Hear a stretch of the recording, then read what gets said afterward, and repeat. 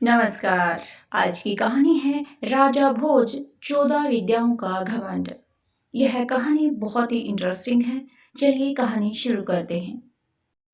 यह नगरी कोई ऐसी वैसी नगरी नहीं बल्कि राजा भोज की नगरी है जिसे तुम एक बेजुबान जानवर समझ रहे हो। यह कोई मामूली बकरा नहीं है। इस बकरे ने राजा भोज के खिलाफ एक बहुत ही भयंकर षड्यंत्र रचा था। एक बार की बात है, गंगाराम पटेल अपने नौकर बुलाखिया को साथ लेकर तीर्थ यात्रा की तैयारी कर रहे थे। गंगाराम पटेल एक बहुत ही ज्ञानी व समझदार इंसान थे। तो बुलाखिया ने उनसे कहा, पटेल जी, मैं आपके साथ तीर्थ यात्रा पर अवश्य चलूंगा, किंतु वहां जाने से पहले आपको मेरी एक शर्त स्वीकारनी होगी। पटेल जी ने कहा, बुलाखिया बताओ क्या शर्त है तुम्हारी। बुलाखिया ने कहा, तीर्थ यात्रा के दौरान यदि रास्ते में मैं आपसे कोई सवाल पूछता हूँ तो आपको उसका उत्तर मुझे देना होगा, अन्यथा मैं वापस आ जाऊंगा। पटेल ने कहा, मुझे स्वीकार है। फिर दोनों एक ही घोड़े पर सवार होकर अपनी तीर्थ यात्रा के लिए चल दिए। चलते चलते दिन ढलने लगा था। रात की काली छाया चारों तरफ फैल चुकी थी। तब वे एक नगरी के पास पहुंचे। नगरी को देख पटेल ने कहा, बुलाखिया, आज की रात हम यहीं ठहरेंगे। दोनों ने अपनी सर्वसम्मति से वहां ठहरने का निर्णय किया और अपना टेंट लगा लिया। टेंट लगाने के पश्चात पटेल ने बुलाखिया से कहा, अब तुम नगरी में जाओ और कुछ खाने पीने का सामान ले आओ। बुलाखिया ने सहमति में अपना सर हिलाया और पैसे लेकर नगरी की तरफ चल दिया। जैसे ही बुलाखिया नगरी के मुख्य द्वार पर पहुंचा तो वहां उसने एक अचंभित कर देने वाला दृश्य देखा जो उसके भीतर सवाल खड़े कर रहा था। उसने देखा, नगरी के मुख्य द्वार पर एक बकरा बंधा था और सभी आने जाने वाले उस बकरे के सिर पर 5-5 जूते मारकर आ जा रहे थे। यह दृश्य देखकर बुलाखिया नगरी के अंदर जाने लगा तो पहरेदारों ने उसे रोक लिया और बोले, यदि आपको नगरी के अंदर जाना है तो इस बकरे के सिर पर 5 जूते मारने होंगे। अगर आप ऐसा नहीं करते तो आपको नगरी में प्रवेश करने की अनुमति नहीं दी जाएगी। बुलाखिया बड़े अचंभे में था, लेकिन नगरी में प्रवेश करने के लिए उसने भी बकरी के सिर पर 5 जूते मारे और नगरी में प्रवेश कर गया। ऐसे ही वापस आते हुए भी 5 जूते मारे और सामान लेकर पटेल के पास आ गया। वापिस आकर बुलाखिया ने तुरंत खाना बनाया और पटेल जी को खिलाकर खुद भी भोजन कर लिया। वह सारा कार्य जल्द से जल्द निपटाना चाहता था ताकि उस बकरी के बारे में जान सके जिसने उसके मन में सवालों का पहाड़ खड़ा कर दिया था। तो रात को सोते समय बुलाखिया पटेल जी के पैरों के पास बैठ गया और पैर दबाते हुए बोला, पटेल जी, जब मैं नगरी के मुख्य द्वार पर पहुंचा तो वहां मैंने एक पीड़ादायक दृश्य देखा जो मुझे न भाया। इस नगरी के लोग कितने क्रूर और पत्थर दिल हैं जो अपना गुस्सा किसी बेजुबान जानवर पर निकालते हैं। पटेल जी ने कहा, तुमने क्या देखा, मुझे साफ साफ बताओ। बुलाखिया ने कहा, जब मैं नगरी में गया तो मैंने देखा कि मुख्य द्वार पर एक बकरा जंजीरों से बंधा हुआ है और सभी आने जाने वाले उसके सिर पर 5 जूते मार रहे थे। तो कृपया आप मुझे बताइए कि उस बकरे ने ऐसा क्या पाप कर दिया जिसकी उसे इतनी बड़ी सजा दी जा रही है।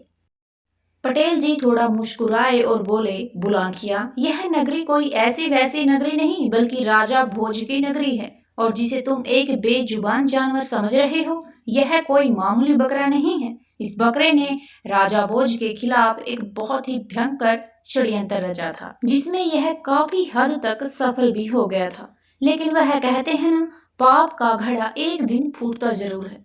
तो इस बकरे का घड़ा भी जिस दिन फूटा उसी दिन इसे यह सजा सुनाई गई कि जो भी प्रजाजन नगरी में आए या जाए उसे पहले इस बकरे के सिर पर 5 जूते मारने होंगे। तो चलो मैं तुम्हें इसकी पूरी कहानी सुनाता हूँ, ध्यान से सुनना। राजा भोज 14 विद्या निदान राजा थे जो उस समय समग्र राजाओं में सबसे बुद्धिमान शासक थे। 14 विद्याओं ने राजा भोज की एक अलग ही छवि पूरे संसार में बना दी थी जिसका उन्हें हमेशा ही घमंड रहता था, क्योंकि वह समझते थे कि 14 विद्या सीखने के बाद विश्व में ऐसा कोई नहीं जो उसे हरा सके। लेकिन यह कारनामा किया एक बाजीगर ने जिसने राजा भोज की 14 विद्याओं का घमंड तोड़ कर रख दिया।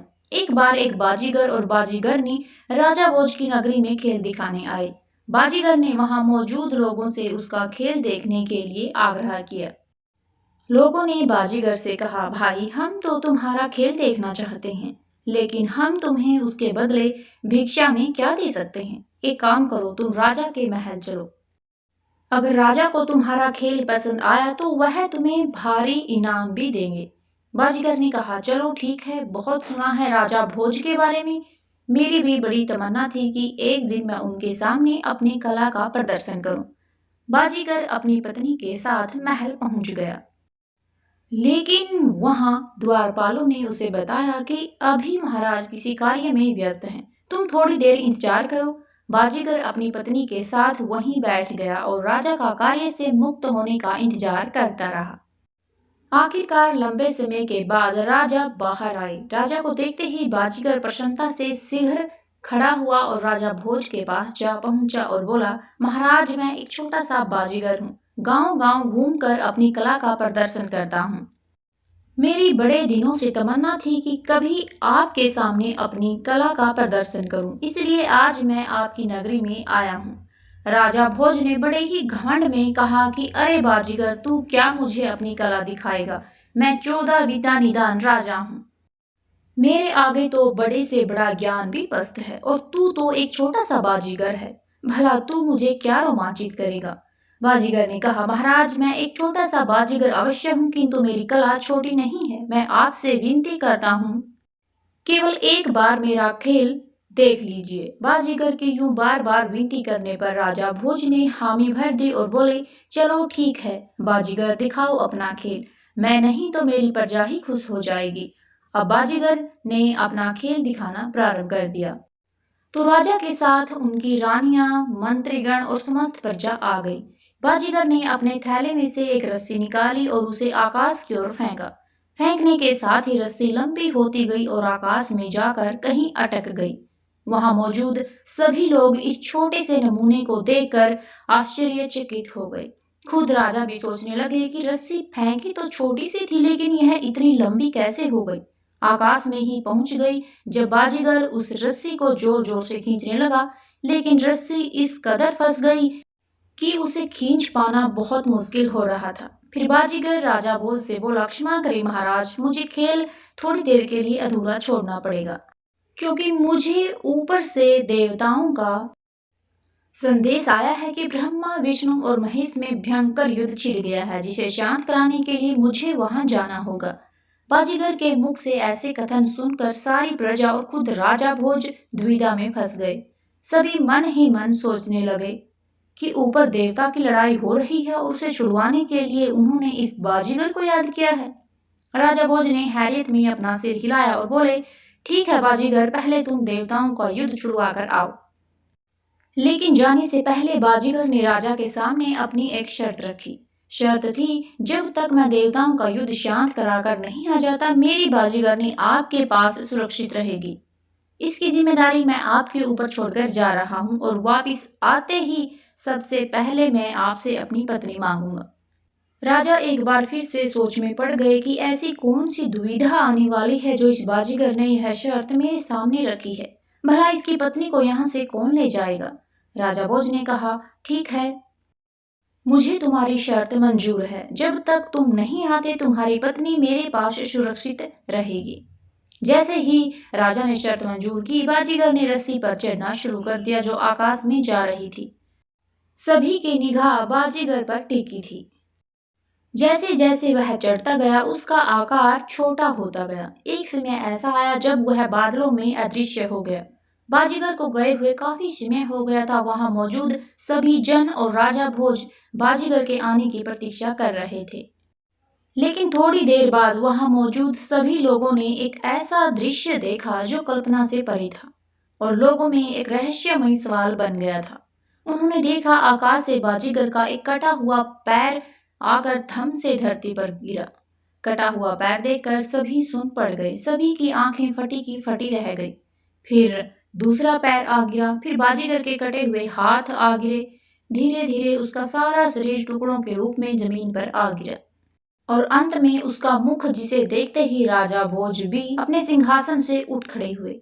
अपने पति के शरीर के कटे अंग देखकर बाजीगरनी जोर जोर से रोने लगी। राजा और समस्त प्रजा के मन में कई सवाल उठने लगे। ऊपर क्या हुआ? कैसे हुआ, क्यों हुआ आदि जानने के लिए हमारे साथ बने रहिए। जल्द ही हम पार्ट 2 लेकर आएंगे। अगर कहानी अच्छी लगी हो तो प्लीज़ वीडियो को लाइक, शेयर और चैनल को सब्सक्राइब ज़रूर करें। वीडियो देखने के लिए आप सभी का बहुत बहुत धन्यवाद।